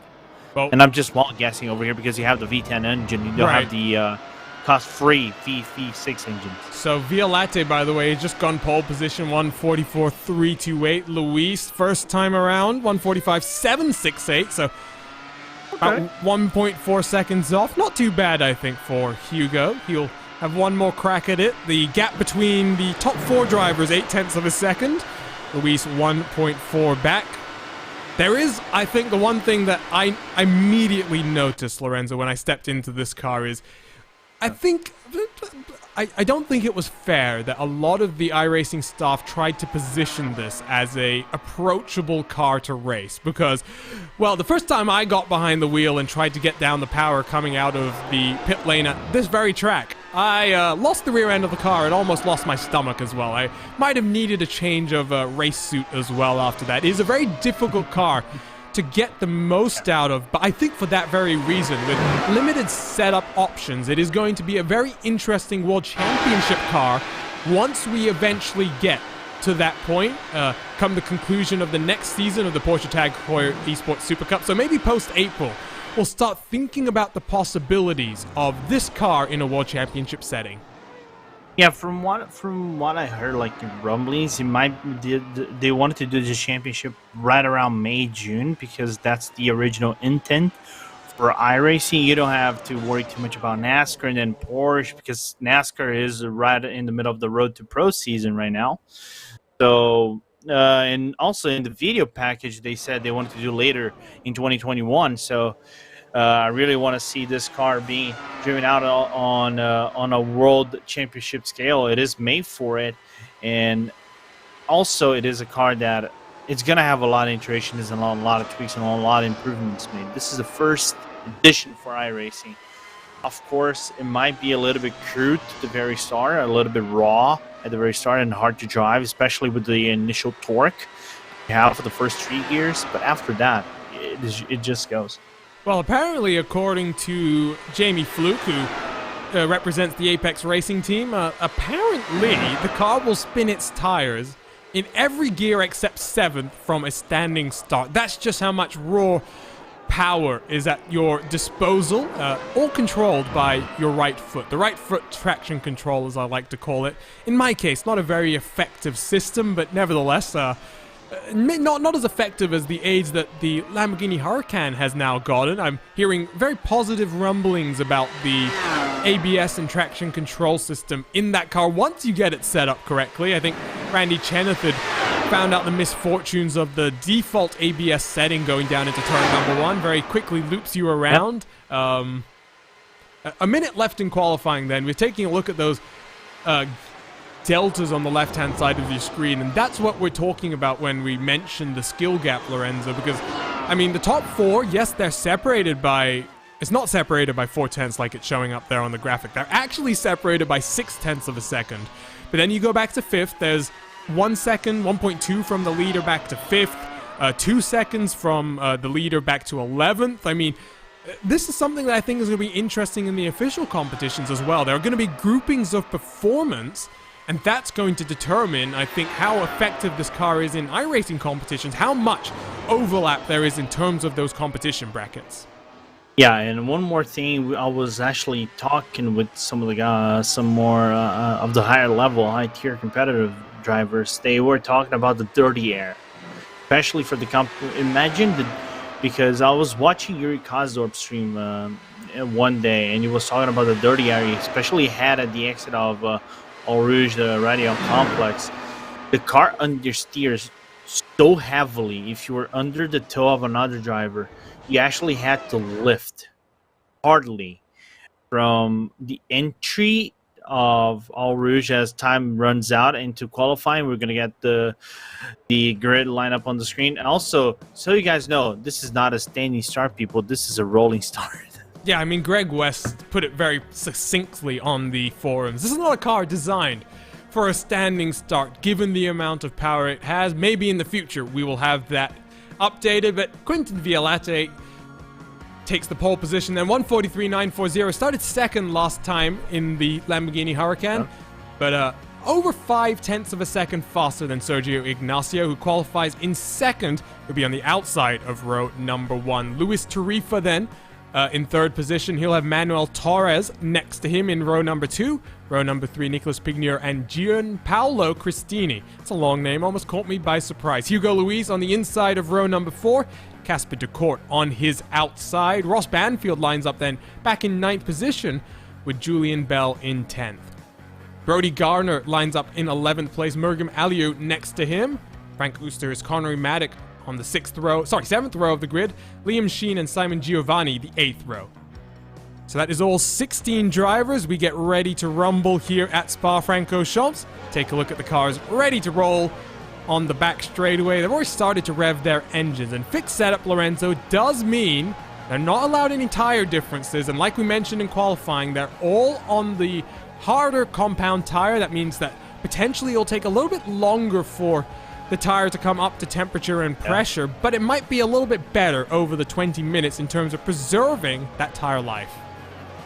Yeah, tire preservation over here is going to be quite key, and no incident limit, so I think drivers will be more aggressive to the very first lap to try to build up those tire heats, going for more aggressive lines, so the tire, the abrasion of the track just gets into the tire and builds up that heat.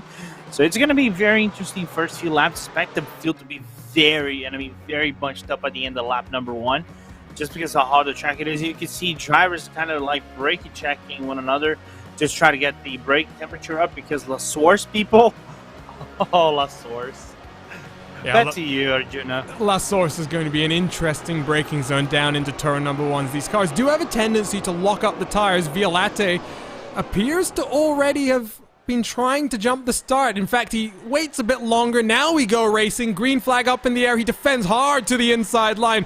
Challenge does come from behind, and we filter our way down into turn number 1. Violate uses all the track limit. Oh, that's a big crash. Oh, no. That's chaos. Oh, no. It's going to continue going on. Oh, my word. I think there's about 18 cars caught up in that one, and we only had 16 taking to the green flag. Somehow they get through that one cleanly. More chaos at the top of Radion. There's a car in the air. Oh, my word, Lorenzo. What did we just witness? I don't know. What did we just witness? I just witnessed a death in Eau Rouge, like a death by 1,000 paper cuts. Oh, my God. In Eau Rouge. I have no words. You know what? I'm sure there's going to be lots of action as they go down in towards the double right-hander. Top 4 as they run. Well, just top 5. Gianpaolo Cristini, Ross Banfield, Casper de Kort. Brody Garner is just spun off in no name. Slight contact made, and he'll drop down towards the tail end of the field. Let's go ahead, though, and try and take a look, potentially, at what just happened, because I can't stop laughing up here in the commentary booth. We'll take a look then at the start, Lorenzo. Yeah, let's take a look at the start right over here as Violate goes for aggressive line, turns into La Source, every car following suit. Then Violate just decides to spin himself in turn number 1, and I don't know what happened next. Oh, that's just... Let's just say the guy was 6th place into this race, now he's leading this race. That was just one of the more incredible crashes I've ever seen. We're going to take a few more looks at this. Try and also figure out what was the second incident, Lorenzo, that happened up through Eau Rouge and Radion. Here's the start again. Yeah, we'll look. Violate with that aggressive defense. Then he swings all the way to the outside of the corner, tries to get the power down. Contact being made further behind as well. Luis gets caught up in the action. Oh, no. There's about 3 or 4 different cars that all go airborne, and now we watch Violate up through Eau Rouge and Radion. He makes contact with... Oh, that's the sickening impact. Please don't tell me it is him. Yes, that's the sickening impact that we were just talking about. So, Violate had a very adventurous lap number 1 then. Let's jump back to live pictures and try and see what battles there are happening. As you can see, the leader is starting to pull away. Almost 3 seconds is the gap. Casper de Kort, though, for a second consecutive race, tries to put some pressure on in these podium positions. He's got Ross Banfield in front in that Williams liveried car. Good to see the traditional Williams livery making a return to the iRacing service here. Best livery. I do agree. It is a classic staple of F1 liveries. But having said that, Lorenzo, I think Casper de Kort's livery looking pretty good as well. Looking pretty good as well. A little bit of what would that be? A cosmic-esque livery looking from the. I'm looking at another camera now. I'm looking at both the live feed and over here, but also a little bit of a art baroque going to my art knowledge over here. But let me just say one thing. If we could have a moment of silence here on the broadcast, but because we just lap one I discovered who died on lap number 1. Oh, who was that? Connery Maddock. Oh no, so RaceSpot's own Connery Maddock is unfortunately not going to be appearing on a broadcast near you anytime soon. Out of the 16 cars rather that started this race, we are now down to just 9 cars still out there circulating on track. So that was a pretty chaotic start to the race. Quintin Violate has elected to come down. Understatement of the year. Understatement. I am the king of the understatement. Violate, by the way, has come down onto the pit lane, and now it's a fairly comfortable lead, I would say, for Cristini out front. Almost 4 seconds the gap as we continue to watch second and third. Let's see what the draft is going to do for DeCourt. He's been unable to close through the corners. That dirty air proving to be a bit of a challenge in front of him, but the draft is going to get him to the inside. He's going to think better of committing, and Banfield sweeps around the outside and holds on to the position. But 15 minutes to go here. A lot of opportunity, I think, Lorenzo, for Casper to get the move done and figure out how he wants to make it work. Yeah, he has about 8 or 9 laps to make that overtake into P number 2.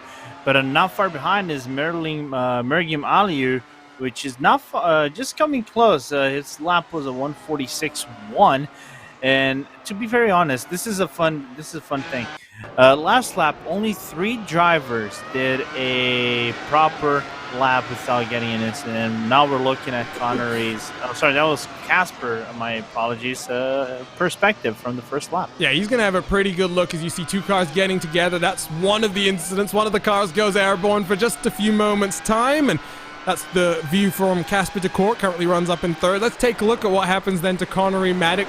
You'll see here, that's the contact with Violate, and that's Maddock going, well, there's no other word for it, end over end, side over side. I mean, it's just a horrific accident, the likes of which you would never wish to see, and somehow, thanks to the magic of simulated racing, Maddock continues to roll out there on track.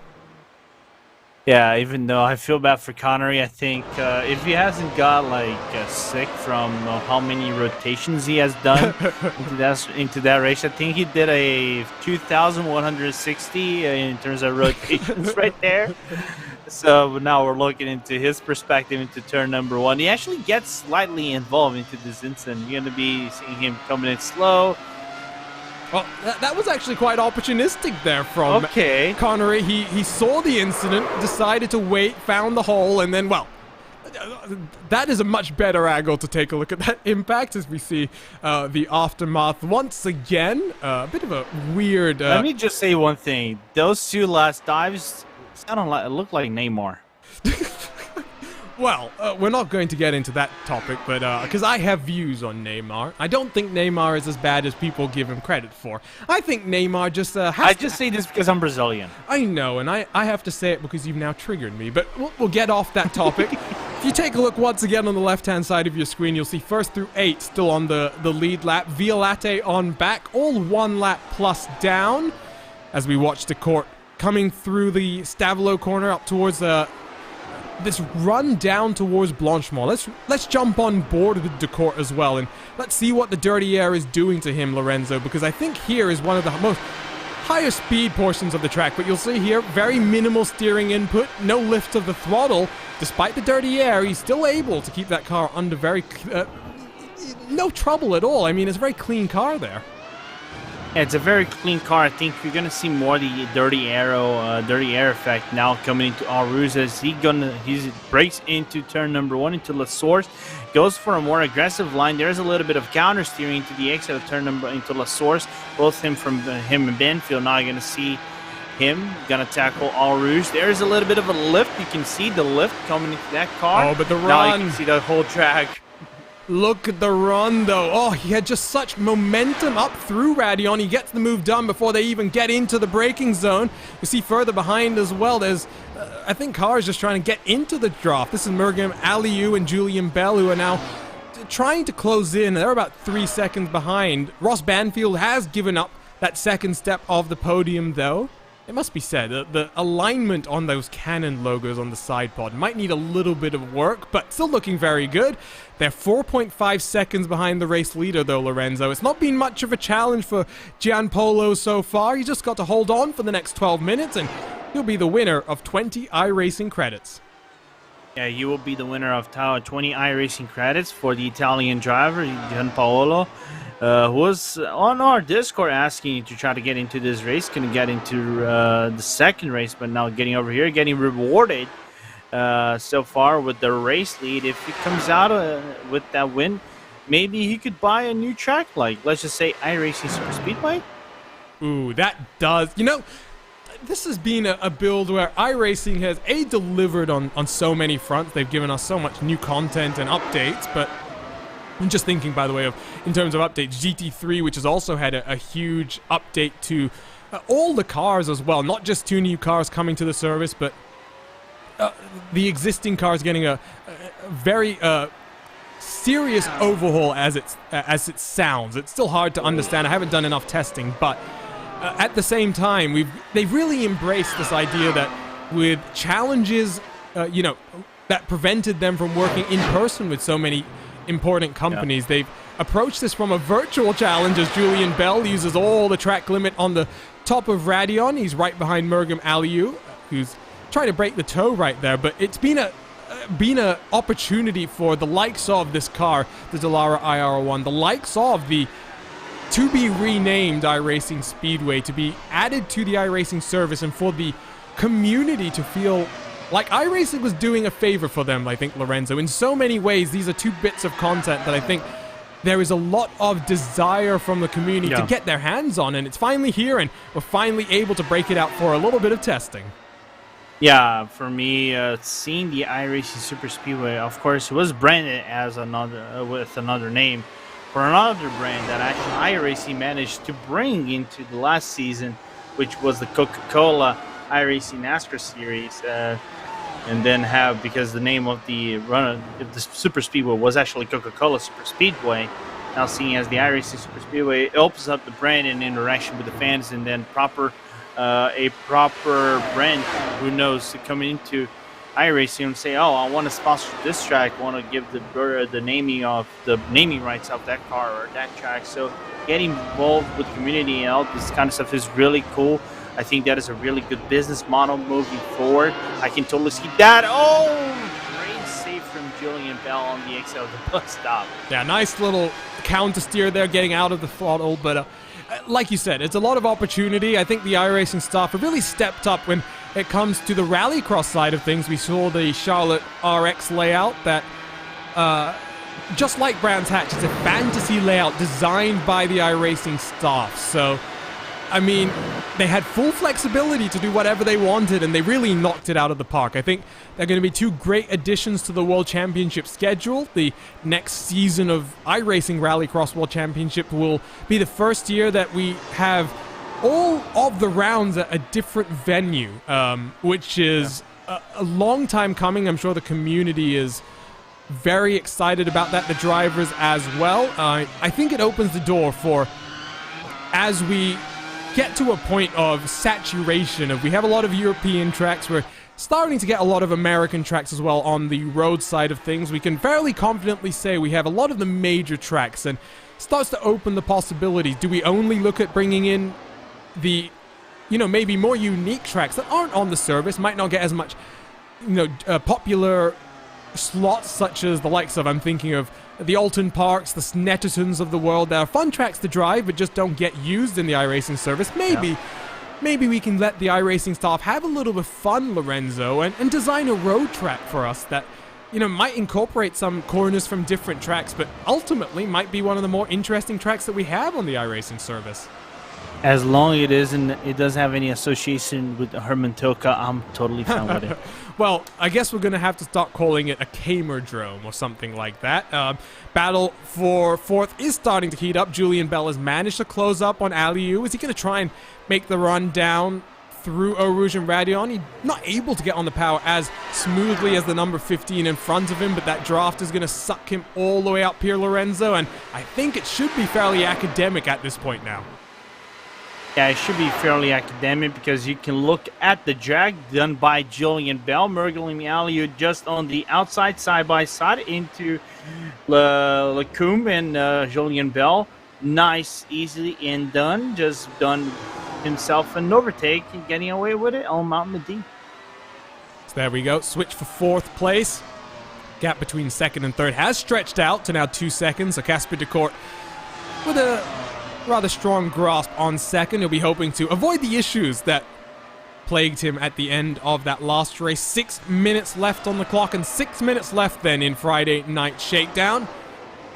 Next week, like we said, Friday Night Primetime begins for another season of iRacing competition. We'll be showing off this very car, the Dallara IR01. Race number 1 in that series heads over to Suzuka, land of the rising sun. A great combo there, a very interesting combo. I'm sure all the teams are working hard on the setups this first season. Going to be an opportunity for, I think, teams to play around with things as we work towards what will be a World Championship qualifying season, maybe later on in 2021, maybe post-conclusion of the next season of the Porsche Esports Super Cup. I don't expect to see the qualifying series overlap, Lorenzo, because it would be a shame.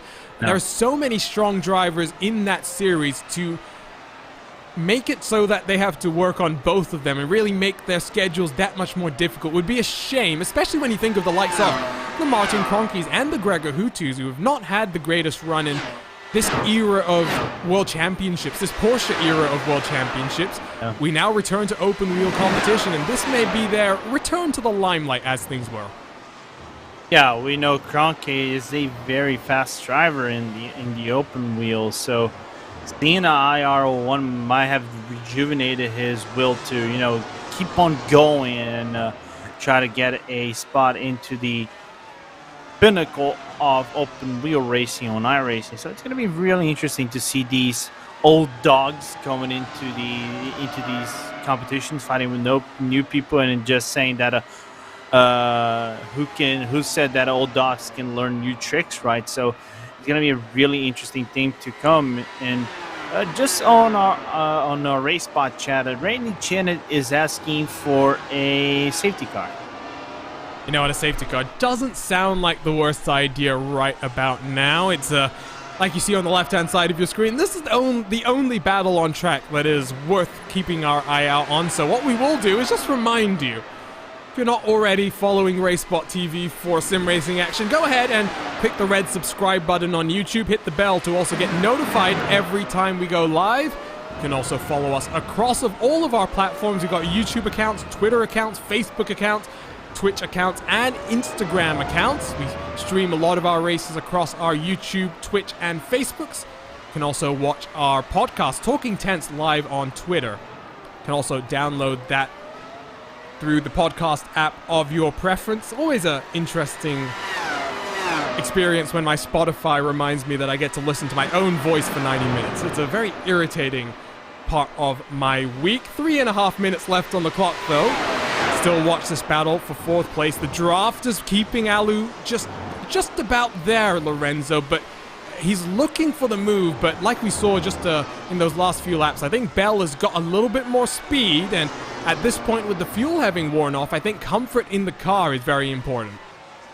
Yeah, and also one thing that makes it easier for them is the fact there is no incident limit, so they can kind of abuse a little bit of the track limits and get away with the track limit itself, because it's known, it's infamous, that Spa is the king of off tracks into iRacing. So even the slightest touch off the curb, of that red and white stripe curb, it's basically enough for you to get an off track, unless it has some runoffs as we're going to the Piff Path section.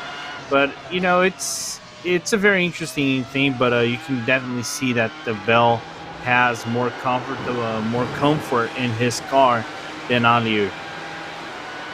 Well, the person most comfortable at this point is the number 23, Gianpaolo Cristini. Gap now 5 seconds between 1st and 2nd. Go down in towards the bus stop chicane. Aliu looks to the outside belt, a little bit deeper under braking, doesn't slide through the corner, doesn't compromise his exit out of the bus stop, and in fact, Aliu getting a little bit squirrely on the exit. He'll be hoping to get the run down through turn number 1. Bell gets down to the apex. Aliu actually slightly better through the corner. He will have a nice little healthy dose of draft down the straightaway here, Lorenzo. There is the potential for the move here, I think. Yeah, there's a potential. You can see there's a little bit of the lift off the gas, but now the draft just that strong into that car. It has been well said.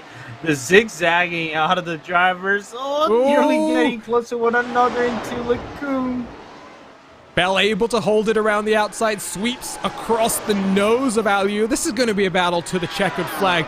90 seconds left on the clock. We should just point out your leader is heading his way through Pujon, so he's got one more lap to go at the conclusion of this lap. So white flag will be out next time around, so about a lap and a half for this battle to rage on and to get concluded. Those top 3 spots are fairly fixed if you can see those gaps, so Gianpaolo Cristini looking good to take home those $20 in iRacing credits. Casper de Court will get his first podium in these 3 races, and then Ross Banfield will take that final step on the podium. Bell slightly wide through the exit of the chicane. This is going to open the door coming up towards the Blanchimont corner. The run from Aliu is good, Lorenzo. Yeah, it is good, but we're probably going to see that move being done right after Blanchimont. You can see Aliu going for the setup into Blanchimont themselves, close to one another. Aliu on the outside, nearly touching wheels into the entry of the bus stop. Bell had to yield, but locked up on Aliu on the exit of the first hand of the bus stop chicane. And that battle is going to be done and dusted now. Aliu does manage to get it under control. He almost forced Bell wide into the grass, coming into the braking zone at the final corner. Through La Source then for the final time at 1.6 seconds between those 2 cars. So the draft effect going to be fairly minimal. Let's check in then with the number 23 and the race leader that has had it oh so easy since the drop of the checkered flag. There was a rather monumental crash coming to the green flag through La Source. Quintin Violate from pole position managed to lose it, caused a chain reaction that the number 23 was able to make his way through. And Lorenzo, I mean, we haven't talked about him because he hasn't put a foot wrong. It's been very easy for the Italian, and it's going to take home $20 in iRacing credits. Yeah, he's going to take home those $20, and he's going to be very appreciative of it. And we can see Frank Osterhuis having a little bit of an issue. I think that is the All Rouge Radion chicane. Just, I think, runs way too wide. Car gets a little bit loose on the exit of the turn, just goes into the outside part, nose first into it, and that's race over for the Dutch. Yeah, the amount of energy that's going into these crashes, given the amount of speed that they're carrying, is insane. But through Blanchimont then for the final time, just 2 more corners to go for the number 23 car. It's going to be a race win, a $20 in iRacing credit that he can put forward to more new content, and across the line he goes, squirreling that car around. Gianpaolo Cristini takes the win. And just looking real quickly over here, Aliu actually got really close on Julian Bell as the Casper de Court finishes in 2nd place. Ross Benfield in 3rd. Julian Bell will finish 4th, and then Aliu in 5th. Who was that? Oh, there you could... That Giovannini? No, that is Brody Gardner, who is not the winner of this race. He has just unfortunately looped it coming out of the final corner, has had to come across the line pointing the wrong direction. We'll take a look at RaceSpotTV replays. Garner is going to get the power down a bit too aggressively through the final corner. You'll see here Lorenzo. It holds onto it for a second, then backs it into the wall hard, and here's the moment of comedy. Just going into reverse full meter mode right there. I'll give that a 10 out of 10. Didn't even use his mirrors to get into the checkered line, into the start-finish line. Well done. Well done indeed. So let's take a look then at the race results as Cristini makes his way around the track on his cool-down lap.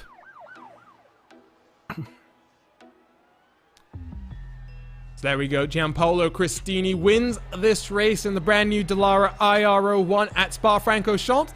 Wins by 5 seconds from Casper de Court, with Ross Banfield taking the final step on the podium. Julian Bell finishes in 4th, 14 seconds behind the race leader, with Mergim Aliu just over 1.8 seconds behind. Simone Giovanni finishes then in 6th place, with Frank Oosterhuis in 7th. Liam Sheen ends up in 8th position, with Brody Garner 2 laps down in 9th. Pole position sitter Quintin Violate caused a big issue at the start of this race. He finishes 9 laps down in 10th. And then the rest of the victims from lap number 1, Connery Maddock, Manuel Torres, Sergio Ignacio, Luis Tarifa, Nicolas Pagneur, and Hugo Luis. The cars that didn't make it any further out of this race then through Eau Rouge and Radion. Let's take a look potentially at that incident one more time, Lorenzo, because I was struggling to hold back the laughter when it was unfolding up on my screen. Here we'll see the initial incident that's going to happen as Violate is going to lose it coming through the power phase of La Source. But I mean, it just causes this chain reaction behind, and we'll see this in slow motion. 3 or 4 cars going airborne. Yeah, 3-4 cars going airborne. The first one, I think you can see one of the blue cars, Hugo Luis, just following suit. And that's the biggest death count of cars in Spa since 1998. Oh, God. Well, we're going to move on very quickly from that comment then. But yeah. More chaos as we now jump on board with Violate as he's going to kill RaceSpot's own Connery Maddock going up the hill. Connery, I'm sure Rest in peace. Rest in pieces as things were. I'm sure he's not going to be too thrilled with that one. So that was the big issue coming down to the start on that race. And I think, Lorenzo, like we're saying, one week to go until we kick off another season of iRacing competition and Friday Night Primetime. We'll be highlighting the Dallara IRO1 through the course of its 12-week season. We start off at Suzuka, and based on what we just saw, I think it's going to be very, very difficult for all of these drivers to keep things under control from the perspective of managing the cars around them. The cars travel so quick, things happen so fast, and it's all about those split-second reactions and who can adapt the best. Yeah, it's going to be a race of that adaptation, survive, and who can make a setup can last longer than everybody else, because one of the things we are not seeing over here, this was actually kind of forced. They went with the hard tires, but if you do qualify, you have to qualify and race with that starting compound that you do. So there will be a lot of strategies also coming into these 12-week races that we're going to be seeing on the IRO1. So I expect a lot of struggle basically the entire season, because it is changing from track to track, and there isn't a very ideal setup like you can find in any other cars. So I think this first season will be a season of learning. It's a brand new car. You haven't seen technicalities in the real world. So expect some messy starts, but good action throughout the entirety of the race when things calm down after lap number 1 and 2 maybe. And that's just going to be a brief preview of this brand new car in action as we prepare to add another World Championship to the road ranks. I think this will be, other than the Dirt Oval, which of course has its multiple different disciplines, as it were, and World Championships. This will be the first time since we had the Endurance and the World Grand Prix Series that the Road Series is going to have multiple World Championships, rather. Well, just a reminder, by the way, we just did mention it, but if you aren't already following us, make sure to hit the subscribe button on YouTube, hit the bell to get notified every single time we go live for more sim racing action. You can follow us at RaceSpotTV across YouTube, Twitter, Facebook, Twitch, and Instagram. It's a relatively quiet weekend for us here on RaceSpotTV, but you can tune in on Saturday and Sunday for IVRA competition. We've got the IVRA Club Cup and Club Sports series. That will be tomorrow. You can tune in, catch myself, Jonathan Burke, and Sommel Aurora on the call for that one. And then Sunday, we've got the IVRA Endurance series. So a doubleheader of IVRA action, and that is basically our only broadcast this weekend as we wrap up week 13 and look forward to a new year of iRacing competitions. Thanks for joining us then for a week 13 shakedown here on RaceSpotTV as we take a week off from Friday Night Primetime and get ready to go racing once again in 1 week's time. My name, Arjuna Kankipati. I've been joined by the one and only Lorenzo Bonder for this one. TV cameras brought to us by Istvan Ballo and TrackCams22.com. Additional car cameras provided by Tyler Maxon. Live timing and scoring provided by our partners at timing71.org. You can head over there to follow along with the best real and virtual races whenever they are happening. So that's going to be it then for us here on Friday. Thank you for tuning in over the last 2 hours or so, and we'll see you tomorrow for the Ivor Club Sports Series. Enjoy the rest of your weekend, and enjoy the new content.